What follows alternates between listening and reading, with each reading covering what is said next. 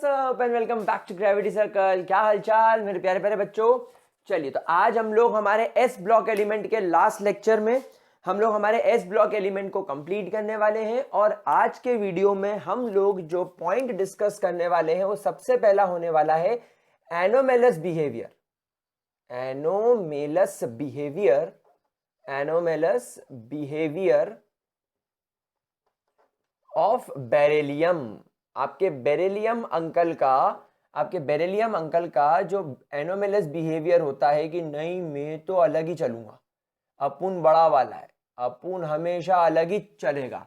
तो ये जो बिहेवियर होता है इसके पीछे एक तो पहले अपन रीजन समझ लेते हैं कि भैया ये तेज क्यों चलता है, ये अपने ही ग्रुप मेंबर से अलग प्रॉपर्टी क्यों शो करता है, इससे इसको क्या मिलता है, इससे इसका क्या फायदा, और फिर हम देख लेते हैं कि कौन कौन सी प्रॉपर्टी शो करता है। तो मेरे प्यारे गुलगुलो, अगर आप इसके रीजंस की बात करो तो मेरे ख्याल से अब तो आप लोगों को बहुत सारी चीजें क्लियर हो ही गई होगी कि सबसे पहला रीजन क्या है, exceptionally small atomic radius and ionic radius. आपके बेरिलियम का एक्सेप्शनली स्मॉल रेडियस होता है, बहुत ही साला छोटा रेडियस होता है, और आयोनिक भी रेडियस और एटॉमिक रेडियस दोनों बहुत छोटे होते हैं। दूसरा, जब आप बेरिलियम का इलेक्ट्रॉनिक कॉन्फ़िगरेशन बनाते हो तो इसके 1s के अंदर 2 इलेक्ट्रॉन होते हैं, इसके 2s के अंदर 1 इलेक्ट्रॉन, 2px 2py और 2pz के अंदर 1 इलेक्ट्रॉन। मतलब ये मैंने एक्साइटेड स्टेट का बनाया, ये ग्राउंड स्टेट का नहीं है। ग्राउंड स्टेट में ये इलेक्ट्रॉन यहां पर दिखाई देगा, यहां पर दिखाई नहीं देगा। बट ठीक है, जब ये एक्साइटेड स्टेट में जाता है, जब ये बॉन्डिंग वगैरह करने जाता है, हाइब्रिडाइजेशन वगैरह करने जाता है, तो ऐसी सिचुएशन बनती है। तो यहां पर आप देख सकते हो that there is an absence of D orbital, there is an absence of D orbital. आप देखो आपके बेरिलियम के पास में डी ऑर्बिटल की एब्सेंस होती है, इसकी वजह से भी इसकी प्रॉपर्टी में बहुत बदलाव आ जाता है। और तीसरा, साइज छोटा होने की वजह से इसकी जो आयोनाइजेशन इंथैल्पी होती है वो बहुत ही ज़्यादा हाई होती है। तो मेरे प्यारे बच्चों, आप लोगों को बड़े अच्छे तरीके से ये 3 पॉइंट्स आपको याद करके रखने कि what are the major reasons जिसकी वजह से आपका बेरिलियम अंकल एनोमेलस बिहेवियर शो करता है। We all know what are anomalous behaviour, यानी कि आपके बेरिलियम का अपने ही ग्रुप मेंबर जैसे magnesium, calcium, strontium, barium, radium, इनसे इसकी जो प्रॉपर्टीज होगी, फिजिकल प्रॉपर्टी, केमिकल प्रॉपर्टी, सब कुछ अलग होगी। चलिए अब हम लोग कुछ कुछ एनोमेलस प्रॉपर्टी पढ़ लेते हैं, जिसमें सबसे पहली एनोमेलस प्रॉपर्टी जो मेरे प्यारे बच्चों के सामने निकल के आ रही है वो आ रही है that there is a largely covalent nature, there is a largely covalent nature of compounds formed by beryllium, of compounds formed by beryllium। यानी बेरिलियम के द्वारा जितने भी कंपाउंड्स बनाए जाएंगे वो सब कोवेलेंट नेचर के होंगे।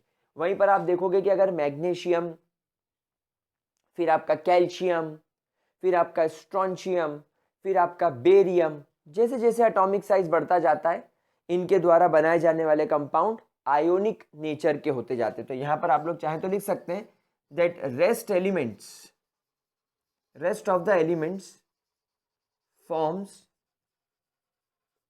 Ionic compounds. बाकी के आपके सारे एलिमेंट्स आयोनिक कंपाउंड्स बनाते हैं। क्या ये पॉइंट अच्छे तरीके से क्लियर हो रहा है?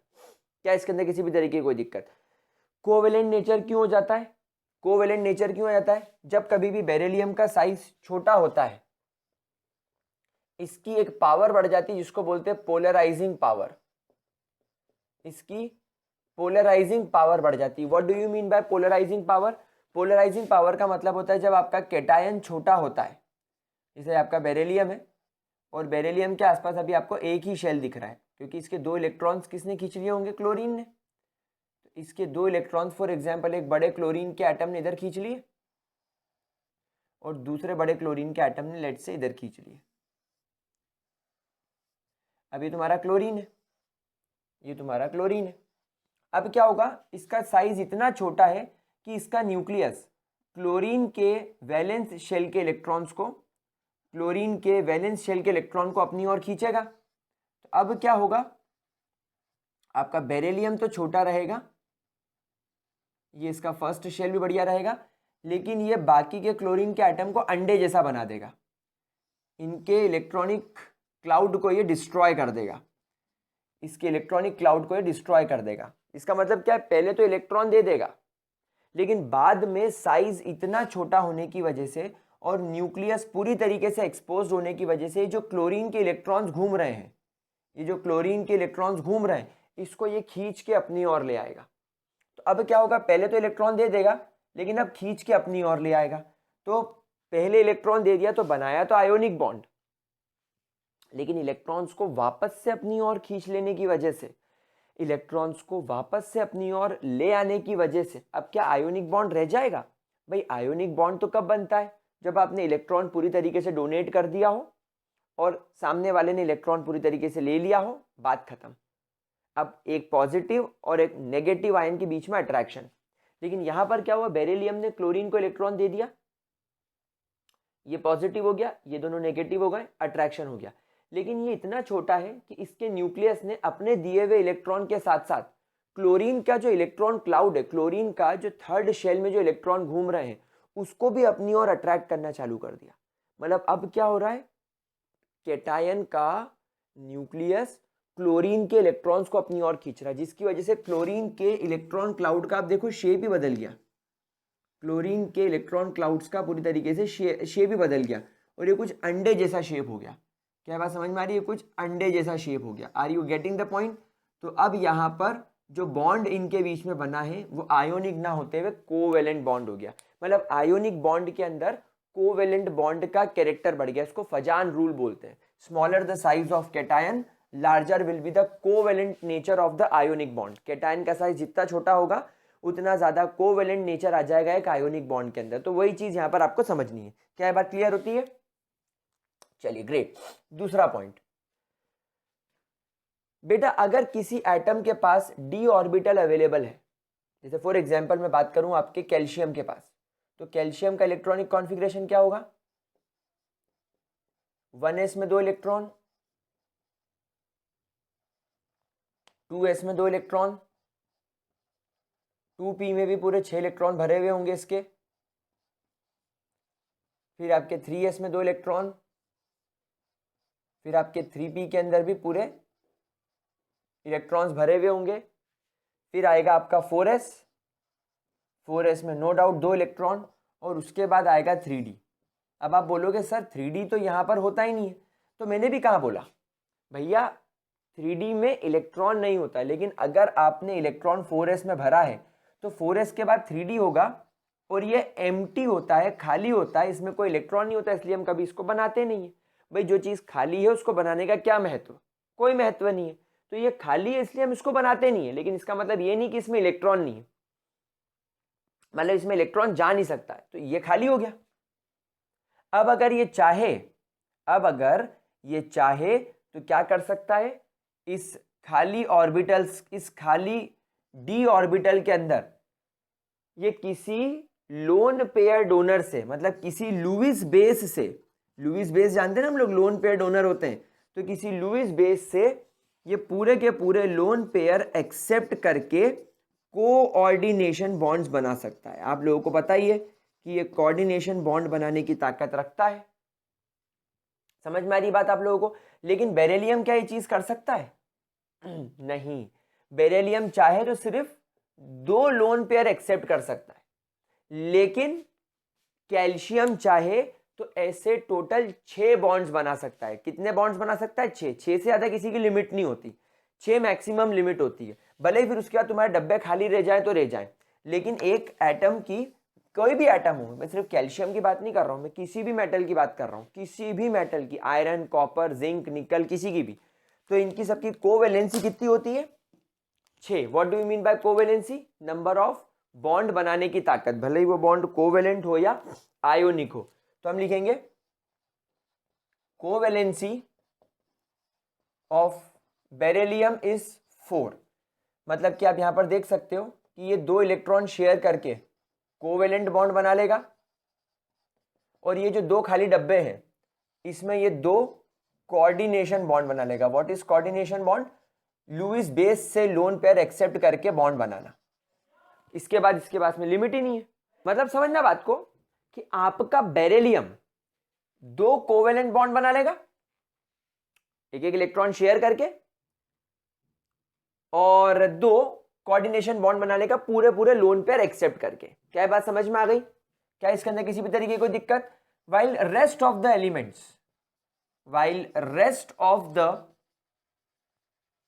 elements of group 2 can have covalency. बेटा कोवेलेंसी का मतलब क्या होता है? मैक्सिमम कितने बॉन्ड्स। अब वो बॉन्ड आपका आयोनिक बॉन्ड हो, वो बॉन्ड आपका आयोनिक तो नहीं गिनते उसके अंदर क्योंकि वो तो अट्रैक्शन होता है, वो बॉन्ड भले ही आपका कोऑर्डिनेशन बॉन्ड हो या कोवेलेंट बॉन्ड हो। जैसे यहां पर आप देखेंगे कि इसकी कोवेलेंसी VALENCY, सॉरी कोवेलेंसी लिखना चाहिए था मुझे, कोवेलेंट लिख दिया मैंने, कोवेलेंसी। सो बेरिलियम की कोवेलेंसी मैंने क्या बोली? 4, क्योंकि वो 2 कोवेलेंट बॉन्ड बना रहा है और 2 कोऑर्डिनेशन। अच्छा, why I have written covalent bond? क्योंकि बेरिलियम का साइज छोटा है इसलिए उसके जो बॉन्ड्स होते हैं वो कोवेलेंट नेचर के होते हैं, बाकी के तो आयोनिक होते हैं। तो बाकी के जो एलिमेंट है उनकी कोवेलेंसी अप टू 6 हो सकती है, यानी ये लोग 6 बॉन्ड बना सकते हैं, भले ही वो बॉन्ड कोऑर्डिनेशन बॉन्ड ही क्यों ना हो। पूरे पूरे लोन पेयर एक्सेप्ट करके ये भले ही कोऑर्डिनेशन बॉन्ड बनाए, लेकिन इनकी कोवेलेंसी अप टू 6 कार्बन होगी because of d orbital availability, because of d orbital availability. क्या चीज क्लियर होती है प्यारे प्यारे बच्चों?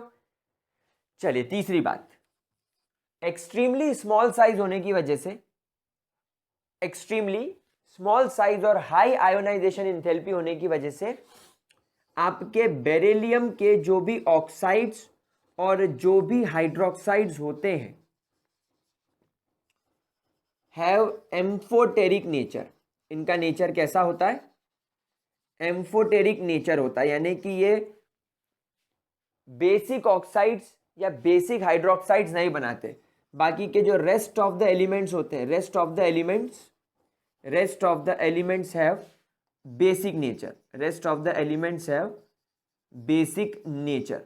जैसे आप देखो कैल्शियम ऑक्साइड बेसिक नेचर का होगा, कैल्शियम हाइड्रोक्साइड बेसिक नेचर का होगा, लेकिन आपका बेरिलियम का ऑक्साइड और बेरिलियम का हाइड्रोक्साइड जो होगा वो एम्फोटेरिक नेचर का होगा। क्या ये बात मेरे प्यारे प्यारे बच्चों को समझ में आ गई? ठीक है, तो ये इसके कुछ एनोमेलस बिहेवियर की पूरी प्रॉपर्टीज हो गई। आप जरा इसका स्क्रीनशॉट ले लीजिए, फिर हम लोग चलते हैं हमारे डायगोनल रिलेशनशिप की तरफ। चलो डन गुलगुलो मेरे प्यारे प्यारे बच्चों, डन। चलिए सुपर्ब। अब हम लोग एक काम करते हैं कि जो हमारा बेरिलियम है उसका डायगोनल रिलेशनशिप देख लेते हैं विद एल्यूमिनियम। भाई हम लोग सब जानते हैं डायगोनल रिलेशनशिप का मतलब क्या होता है। डायगोनल रिलेशनशिप हम किसका देख रहे हैं? बेरिलियम का देख रहे हैं। किसके साथ देख रहे हैं? एल्यूमिनियम के साथ। बेरिलियम का हम किसके साथ देख रहे हैं? एल्यूमिनियम के साथ। तो समझ लीजिए आप बात को कि जो बेरिलियम होगा ग्रुप 2 का फर्स्ट मेंबर कौन होता है? बेरिलियम। और जो नेक्स्ट पी ब्लॉक एलिमेंट होता है ग्रुप 13, उसका पहला मेंबर बोरॉन होता है, लेकिन उसका दूसरा मेंबर एल्यूमिनियम होता है। तो ये होता है डायगोनल रिलेशनशिप, यानी कि फर्स्ट ग्रुप का फर्स्ट एलिमेंट कोरेस्पॉन्डिंग ग्रुप यानी बिल्कुल उसके बाद वाले ग्रुप के सेकेंड मेंबर से रिलेशनशिप शो करता है। अब यहां पर reason why it is so, देखो बेटा हमेशा ध्यान रखना किसी भी टाइप की केमिकल प्रॉपर्टी या फिजिकल प्रॉपर्टी के पीछे एटॉमिक या आयोनिक रेडियस का बहुत इंपॉर्टेंस होता है। तो जो आपका बेरिलियम होता है ना, लगभग इसका 31 पिकोमीटर आयोनिक रेडियस देखा जाता है। वहीं आपका जो एल्यूमिनियम होता है उसका लगभग 53 पिकोमीटर देखा जाता है। तो इनका जो साइज है इट इज ऑलमोस्ट कंपेरेबल। मैं एग्जैक्टली सेम तो नहीं बोल पाऊंगा क्योंकि एग्जैक्टली सेम नहीं है, बट हाँ ये बोल सकते that it is almost comparable. It is almost comparable. हम इसको लगभग हम इसको कंपेयर कर सकते हैं। क्या बात समझ में आ गई? तो इन दोनों की प्रॉपर्टीज यहां पर सेम हो जाएगी। चलिए तो हम इसकी सिमिलैरिटीज देखते हैं। जिस प्रकार एल्यूमिनियम जिस प्रकार आपके बेरिलियम के ऑक्साइड्स और हाइड्रोक्साइड्स एम्फोटेरिक नेचर के होते हैं, एम्फोटेरिक नेचर के होते हैं, उसी प्रकार आपके एल्यूमिनियम के भी oxides and hydroxides amphoteric nature के होंगे। We are talking about both. अब मैं यहाँ पर किसी इंडिविजुअल की बात नहीं कर रहा हूं, मैं यहाँ पर दोनों की बात कर रहा हूं। I am talking about both. क्या बात समझ में आ रही है आप लोगों को? कोई दिक्कत? अच्छा। Both reacts slowly with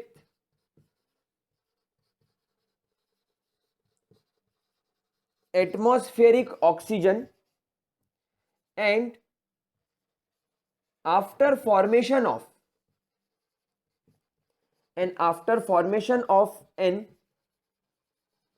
oxide layer over beryllium और aluminium, the further reaction stops. The further reaction stops यानी कि अगर बेरिलियम ऑक्सीजन की प्रेजेंस में आया तो अपनी सरफेस पर एक ऑक्साइड की लेयर बना लेगा, यानी बेरिलियम ऑक्सीजन के साथ रिएक्ट करके सिर्फ सरफेस पर एक बेरिलियम ऑक्साइड की लेयर बना लेगा। ठीक उसी प्रकार एल्यूमिनियम भी आपके ऑक्सीजन के साथ रिएक्ट करके अपनी पूरी सरफेस पर एक प्रोटेक्टिव ऑक्साइड की लेयर बना लेगा, और उसके बाद अंदर जितना भी एल्यूमिनियम, अंदर जितना भी बेरिलियम मौजूद है, अब ये नॉन रिएक्टिव हो जाएगा। क्योंकि क्या हुआ है, ये जो लेयर बनी है फॉर्म्स अ लेयर, ये जो ऑक्साइड लेयर होती है इसको बोलते हैं प्रोटेक्टिव ऑक्साइड लेयर। इसने क्या कर दिया, इसने प्रोटेक्ट कर लिया है। फॉर एग्जाम्पल अगर मान लीजिए आप ये देखो, ये एल्यूमिनियम की स्ट्रिप है। अभी क्या पता कैमरे में आपको ये बहुत ब्राइट दिख रही होगी, क्योंकि कैमरे में क्या होता है थोड़ी लाइट बढ़ के आती है, लेकिन जब मैं इसको रियल में यहाँ पे देख रहा हूं तो इस पर एक ग्रे कलर की फिल्म चढ़ गई है, इसके ऊपर एक ग्रे कलर की फिल्म चढ़ गई है। तो ये क्या, ये एल्यूमिनियम की स्ट्रिप है। अब एल्यूमिनियम ने इस रूम में मौजूद ऑक्सीजन के साथ कई सालों से रिएक्शन करी और अपने ऊपर एक एल्यूमिनियम ऑक्साइड की लेयर बना ली, अपने ऊपर एक एल्यूमिनियम ऑक्साइड की लेयर बना ली। यानी जो एल्यूमिनियम सरफेस पर था वो ऑक्सीजन के साथ कंबाइन होकर उसने एल्यूमिनियम ऑक्साइड की लेयर बना ली। अब अंदर का जितना एल्यूमिनियम जो प्योर एल्यूमिनियम होगा, अब वो एटमॉस्फेरिक ऑक्सीजन के कांटेक्ट में आ ही नहीं पा रहा है। एल्यूमिनियम अब एटमॉस्फेरिक ऑक्सीजन के कांटेक्ट में नहीं आ पा रहा है, क्योंकि ऑक्सीजन आकर किससे टकरा रही है, ये एल्यूमिनियम ऑक्साइड की लेयर से। तो अब ये क्या हो गया, अब ये वाला एल्यूमिनियम प्रोटेक्टेड हो गया। क्या बात समझ में आ गई? प्रोटेक्टेड हो गया मतलब अब रिएक्शन होगी ही नहीं, और होगी भी तो बहुत स्लोली होगी, कई सालों लग जाएंगे। ठीक चीज आपके बेरिलियम के साथ भी होती है। बेरिलियम भी अपनी सरफेस पर प्रोटेक्टिव बेरिलियम हाइड्रोक्साइड की या प्रोटेक्टिव बेरिलियम ऑक्साइड की लेयर बना लेता है। क्या बात समझ में आ रही है? ये भी इन दोनों की प्रॉपर्टी में सिमिलैरिटी है। फिर तीसरी सिमिलैरिटी अगर हम लोग देखें कि अगर आप बेरिलियम को ट्रीट करते हो किसी अल्कली के साथ, अगर आप बेरिलियम को किसी अल्कली किसी बेस के साथ ट्रीट करते हो तो ये क्या बनाता है, बनाता है BeOH4 डाइनेगेटिव, BeOH4 डाइनेगेटिव। देखो यहां पर आप बेरिलियम को देखो, इसने 4 OH के साथ बॉन्ड बनाया है। मैंने आपको सिखाया था ना बेरिलियम की कोवेलेंसी 4 हो सकती है, तो इसकी 4 होगी। सिमिलरली अगर आप एल्यूमिनियम को किसी अल्कली के साथ ट्रीट करते हो, if you treat alkali with aluminium, ये भी AlOH4 बनाता है। बस ध्यान रखना इस पर -1 चार्ज होता है। क्यों? क्योंकि बेरिलियम पर +3 चार्ज होता है, और सॉरी एल्यूमिनियम पर +3 होता है और बेरिलियम पे +2 होता है। तो बेरिलियम पे +2 हो गया तो यहाँ पर -2 हो गया, यहाँ पर +3 है यानी एक प्लस चार्ज बढ़ गया, तो यहाँ पर एक माइनस चार्ज कम हो गया। बस इस बात का आप लोग ध्यान रखना। तो क्या ये 3 पॉइंट आप लोगों को क्लियर हो रहे हैं?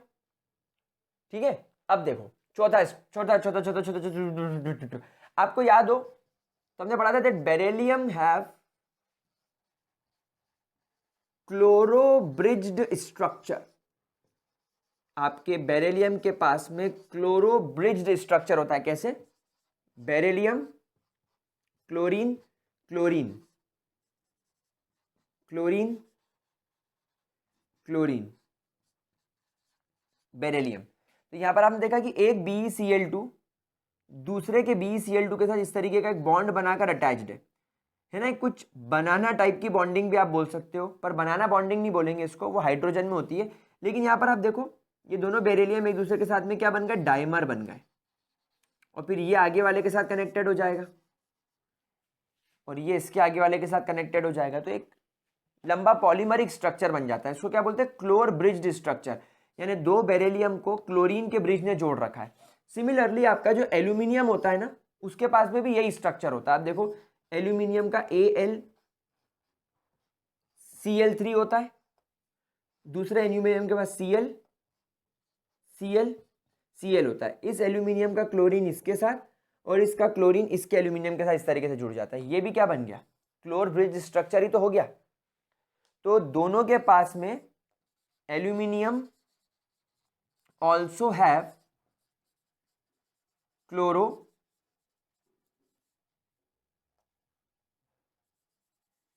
Bridged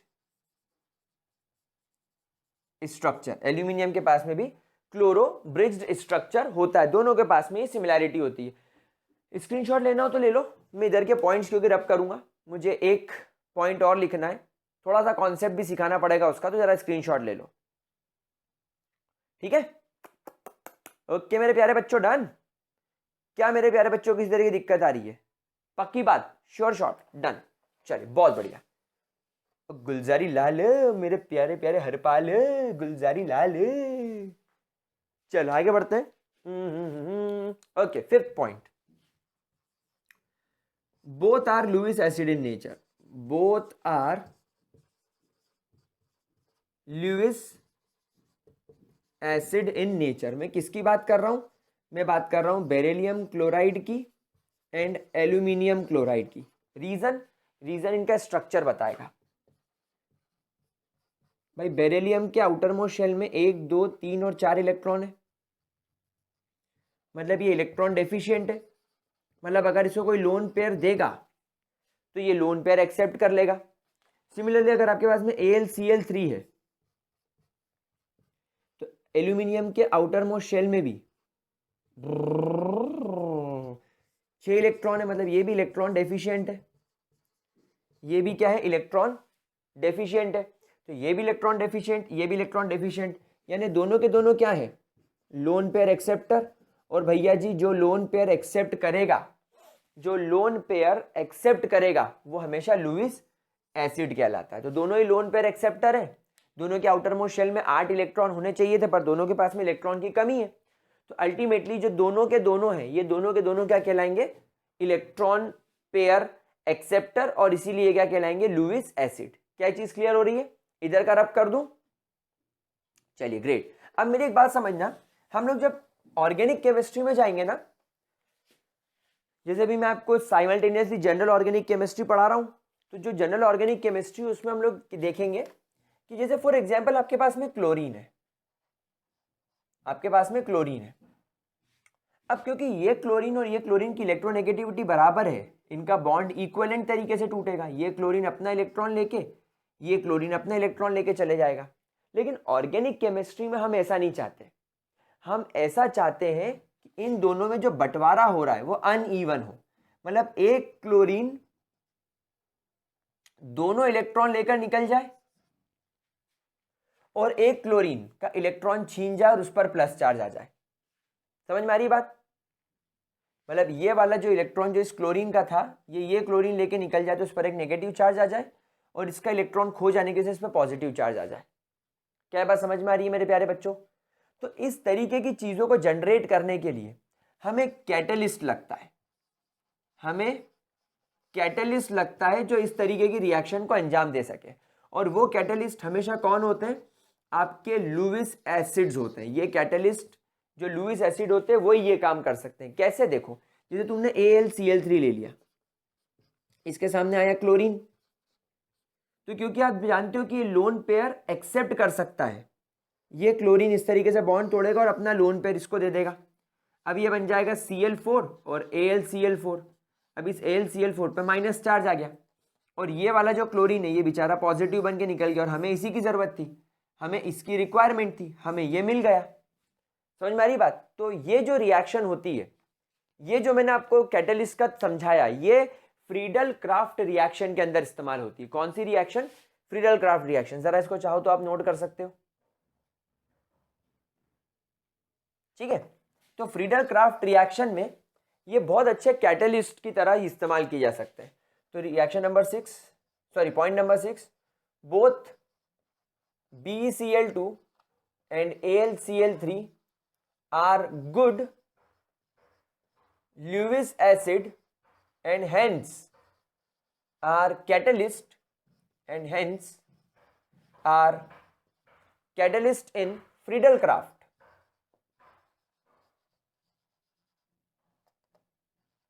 Friedel-Crafts reactions. कौन सी रिएक्शंस? Friedel-Crafts reaction. अभी मैं आपको हाइड्रोकार्बन्स नाम के चैप्टर के अंदर इस चीज को और डिटेल में समझाऊंगा, लेकिन यहां पर अभी आप इसको ध्यान रख लो। कोई परेशानी मेरे प्यारे बच्चों? किसी भी तरीके की कोई दिक्कत? इतने पॉइंट जरा नोट करो, फिर हम थोड़ा आगे चलते हैं, ठीक है। अच्छा, ये लोग कॉम्प्लेक्स भी बना सकते हैं। Both of them can form complex like, जो आपका बेरिलियम है वो 4 फ्लोरीन के साथ मिलकर इस तरीके का कॉम्प्लेक्स बना सकता है और इस पर -2 चार्ज रहेगा। भाई 4 क्यों? 2 फ्लोरीन तो कोवेलेंट बॉन्ड बना लेंगे। भाई बेरिलियम के पास में 2 इलेक्ट्रॉन के साथ में ये तो कोवेलेंट बॉन्ड बना लेंगे। बाकी के जो 2 फ्लोरीन है वो अपना लोन पेयर डोनेट कर देंगे। बाकी के जो 2 फ्लोरीन है वो अपना लोन पेयर डोनेट कर देंगे। तो इन पे तो कोई चार्ज नहीं रहेगा, लेकिन इन पर माइनस चार्ज रहेगा।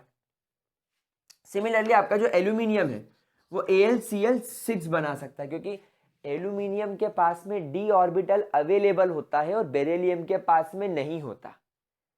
क्योंकि आप देखो ना, ये पीरियड नंबर 2 को बिलोंग कर रहा है, लेकिन एल्यूमिनियम तो पीरियड नंबर 3 को बिलोंग कर रहा है। मतलब इसका वैलेंस शेल 3 है, तो इसके पास में 3s 3p और 3d तीनों होगा। तो इसके पास में d ऑर्बिटल होने की वजह से ये AlCl6 बना लेता है। लेकिन खैर चिंता वाली कोई बात नहीं है, बना दोनों ही कॉम्प्लेक्स रहे हैं। तो दोनों इस तरीके के कॉम्प्लेक्स कंपाउंड बना सकते हैं जिसमें कोवेलेंट बॉन्डिंग भी दिख रही हो और कोऑर्डिनेशन बॉन्डिंग भी दिख रही हो। तो इसकी कोवेलेंसी 6 होने की वजह से ये 6 और इसकी 4, लेकिन कॉम्प्लेक्स तो दोनों बना रहे हैं ना, इसलिए इनकी रिलेशनशिप कॉमन है। क्या बात समझ में आ गई? चलो, तो यहां पर आपका दोनों चीजें, डायगोनल रिलेशनशिप और आपका एनोमेलियस बिहेवियर वाला पार्ट कंप्लीट होता है। अब हमारे ग्रुप 2 का लास्ट टॉपिक, दैट इज इसकी बायोलॉजिकल इंपॉर्टेंस, वो हम फटाफट से अभी इसी वीडियो में कंप्लीट करते हैं और ये चैप्टर आपका कंप्लीट हो गया, ये चैप्टर आपका फिनिश। फिर हम लोग चलेंगे आगे दूसरे चैप्टर की तरफ। फटाफट इसको नोट करो। डन हो गया? पक्का? चलिए, बहुत बढ़िया। अब हम लोग बायोलॉजिकल इंपॉर्टेंस थोड़ी सी देख लेते हैं।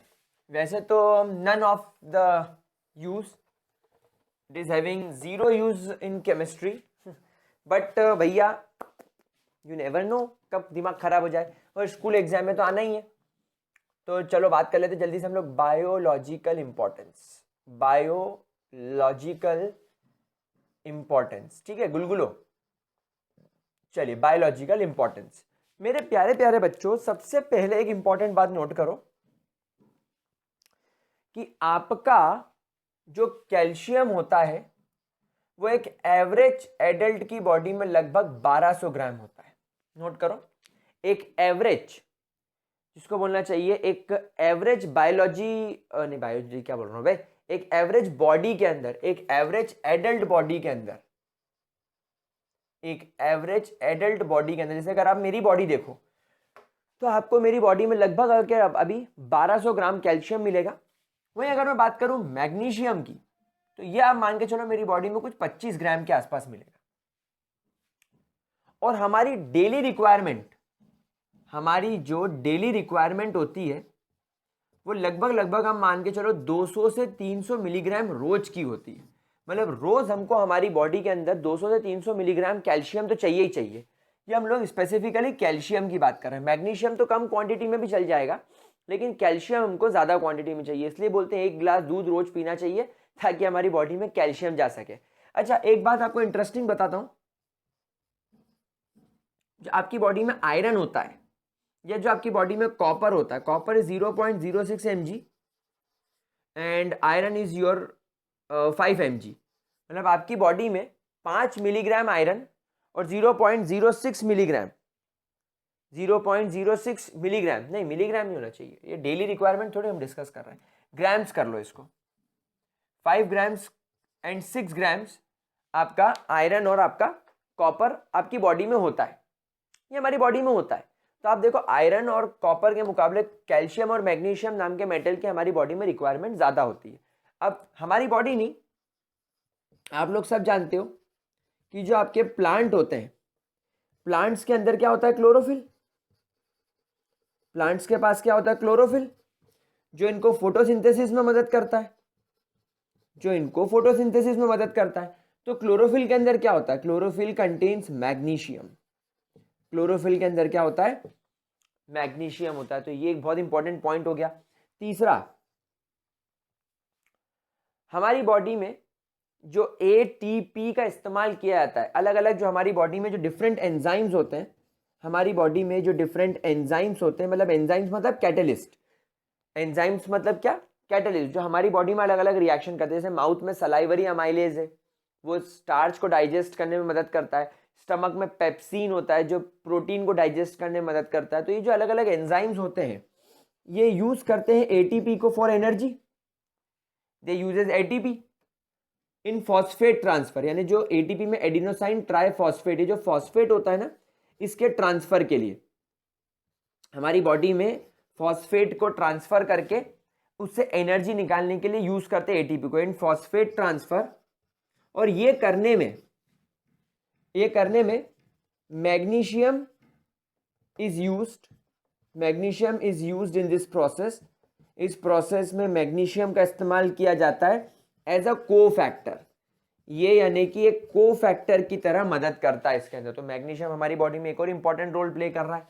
अगर हम लोग बात करें हमारे कैल्शियम की, तो 99% of our bones and teeth are made up of calcium. उसके अलावा मेरे प्यारे बच्चों, आपकी बॉडी में जितनी भी न्यूरोमस्क्यूलर एक्टिविटीज होती है, जितनी भी आपकी बॉडी में एक्टिविटी होती है, देखो जैसे मैं आपको बताता हूं, आपको पता है हमारी बॉडी में न्यूरॉन्स होते हैं। अब जैसे मान लो मैंने आपको यहां पर पिन चुभाई, तो वो जो पिन का दर्द है, आपको पिन का चुभी मसल्स में, लेकिन उसका दर्द कहां फील हुआ, ब्रेन में, आपको दर्द का एहसास हुआ। तो वो जो दर्द का एहसास हो रहा है वो तो आपके ब्रेन और आपके न्यूरॉन्स की वजह से हो रहा है। मतलब मसल से न्यूरॉन में दर्द का सिग्नल गया, तो फील न्यूरॉन ने कराया, फिर वो दर्द की वजह से न्यूरॉन ने मैसेज भेजा कि अरे पिन चुभ रही है, तो बेवकूफ हाथ झटक और करो, जिसने को पिन चुभा इसको एक लपड़ दे या 2-3 उसको माँ बहन की गाली दे। तो आपने ये कैसे करा, आपने लपड़ मारा, आपने गाली दी, आव, तो ये मुंह हिल रहा है, मसल्स, हाथ से लपड़ मार रहे हो, ये भी मसल्स। तो आपको फिर आपके न्यूरॉन्स ने, आपके ब्रेन ने एक सिग्नल दिया कि लपड़ मार, तो फिर न्यूरॉन से सिग्नल गया मसल पे और मसल ने तमाचा मारा। तो ये न्यूरॉन्स और मसल्स की जो एक्टिविटी, इनका जो कोऑर्डिनेशन होता है, इसको भी कौन रेगुलेट करता है, इसके पीछे रेगुलेशन करने में किसका हाथ होता है, is actually regulated by calcium. ये कैल्शियम रेगुलेट करता है, मतलब अगर कैल्शियम नहीं हो तो ये चीज हो नहीं सकती, है ना। देन उसके बाद आपके जितने भी इंटरनल न्यूरल एक्टिविटीज होती है वो भी सभी रेगुलेट करता है कैल्शियम, यानी आपके जो न्यूरॉन्स होते हैं उनका भी रेगुलेशन कैल्शियम ही करता है। न्यूरॉन्स की एक्टिविटी प्रॉपर हो रही है कि नहीं, उसका भी पूरा ये जो होता है ये कैल्शियम ही मेंटेन करता है ना। अच्छा, हमारा जो प्लाज्मा होता है, आपको पता है ना हमारे ब्लड में प्लाज्मा होता है, तो प्लाज्मा के अंदर 100 मिलीग्राम कैल्शियम होता है पर लीटर। ये कैल्शियम का कॉन्सेंट्रेशन होता है प्लाज्मा में। इन प्लाज्मा कैल्शियम कॉन्सेंट्रेशन कितना होता है, 100 मिलीग्राम पर लीटर। यानी अगर तुम 1 लीटर प्लाज्मा निकाल रहे हो तो उसमें 100 मिलीग्राम आपको मिनिमम कैल्शियम मिलेगा। और ये रेगुलेट कौन करता है और इस बैलेंस को कौन मेंटेन करता है? दो हार्मोन्स। पहला हार्मोन कैल्सीटोनिन, कैल्सीटोनिन, और दूसरा hormone parathyroid hormone, parathyroid hormone regulation का काम करते हैं। ये दो हार्मोन्स आपके रेगुलेशन का काम करते हैं, आपके ब्लड के अंदर कैल्शियम के लेवल को मेंटेन करता है। अच्छा, ब्लड में कैल्शियम के लेवल का मेंटेनेंस क्यों जरूरी है? बेटा आपकी जो आर्टरीज और जो वेन्स होती है ना, जो कॉन्स्ट्रिक्ट फिर रिलैक्स फिर कॉन्स्ट्रिक्ट फिर रिलैक्स फिर कॉन्स्ट्रिक्ट फिर रिलैक्स, आपका जो हार्ट प्रॉपर तरीके से बीट कर रहा है, ये जो आपकी बॉडी में जो कॉन्स्ट्रिक्शन और रिलैक्सेशन हो रहा है हार्ट का और वेन्स का, आर्टरीज का, ये भी ब्लड में जो प्लाज्मा में जो कैल्शियम होता है ये मेंटेन करता है। तो आपके ब्लड के मेंटेनेंस का, आपके हार्ट के मेंटेनेंस का, आपके ब्लड में और आर्टरीज में इसके मेंटेनेंस का, सब कुछ की जो चीज होती है वो कैल्शियम ही मेंटेन करता है। क्या बात समझ में आ गई?